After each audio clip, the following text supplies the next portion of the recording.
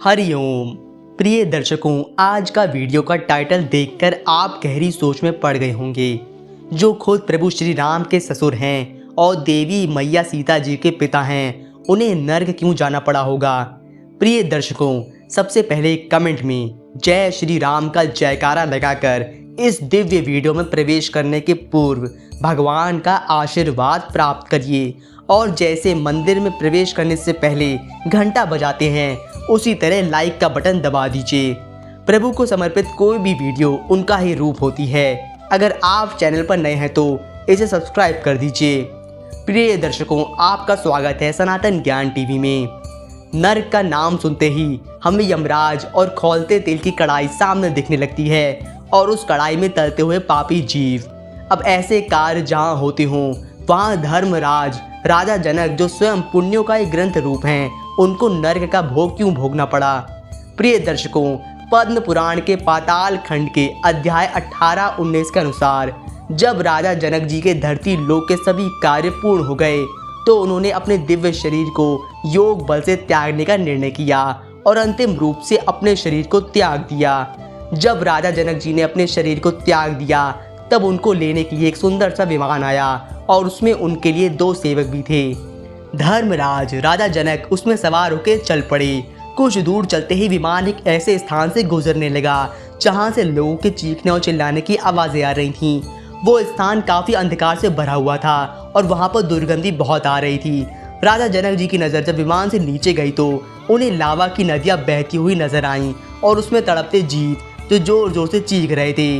राजा जनक ने जब ध्यान लगाकर सुना तो उन्हें समझ आया कि वे सब राजा जनक से बोल रहे हैं कि हे धर्मात्मा, हे पुण्यात्मा, हे राजन, आपको स्पर्श करती हुई वायु जो हमको छू रही है उससे हमको काफ़ी सुकून की अनुभूति हो रही है, इसलिए कृपया आप यहाँ से चले जाइए। राजा को कुछ समझ नहीं आया और वे आगे बढ़ने लगे।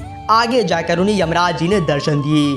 राजा जनक ने उनसे पूछा, मैं कहाँ पर हूँ और ये लोग कौन हैं। यमराज ने उत्तर दिया, हे पुण्यात्मा धर्मराज श्री जनक जी, आप नर्क में हैं और ये सब लोग अपने पापों की सजा भोग रही जीव आत्माएं हैं। राजा जनक ने बोला, हे यमराज, यदि इनको मेरे पुण्यों से आराम मिलता है तो मैं इन्हें अपने सारे पुण्य दान में देकर मुक्त करना चाहता हूँ और इन्हें दिव्य लोक की प्राप्ति करवाना चाहता हूँ। यमराज जी ने राजा जनक जी को समझाया कि ये सब लोग अति कुकर्म और दुष्कर्म करके इस नर्क को भोग रहे हैं। इन्हें ज्ञात है कि इनके पाप कर्म की वजह से ही इन्हें इस नर्क की आग में जलना पड़ रहा है, इसलिए हे राजन, आप इन्हें अपने पुण्य देकर मुक्त ना करें। राजा जनक ने यमराज जी की बात भी नहीं सुनी और इन सभी पापियों के सभी कुकर्म जानने के बाद भी अपने सभी पुण्य दान देने की बात करने लगे। यमराज जी ने उनका ये आग्रह स्वीकार किया और राजा जनक के सभी पुण्य सारे पापियों को दान कर दिए। राजा जनक के सभी पुण्य मिलते ही सारी आत्माएं मुक्त होकर दिव्य धाम को चली गईं और जाते जाते राजा जनक को ढेर सारा आशीर्वाद दे गईं और राजा जनक के जयकारे लगाती रहीं।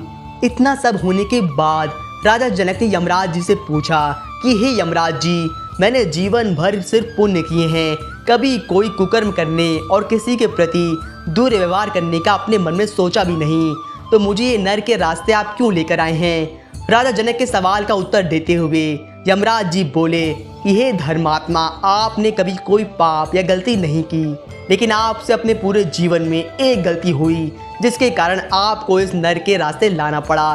राजा जनक ने यमराज जी से पूछा कि हे यमराज जी, ऐसा क्या पाप हो गया मुझसे जो मुझे नर्क भोगना पड़ा। यमराज जी बोले, हे राजन, आपने एक बार चरती हुई गाय को रोक दिया था। गाय अपना चारा खा रही थी और आपने उसे टोक दिया था। इसी गलती और पाप के कारण आपको नर्क भोगना पड़ा, लेकिन आपके अपने पुण्यों के दान से जो आपने नर्क में आके किया, उससे आपको अपने जीवन भर के पुण्यों से भी अधिक पुण्य मिल गया है और इसलिए आप भी नर्क से मुक्त होकर दिव्य धाम को प्राप्त होंगे। इस प्रकार राजा जनक जी भी दिव्य धाम को प्राप्त हुए।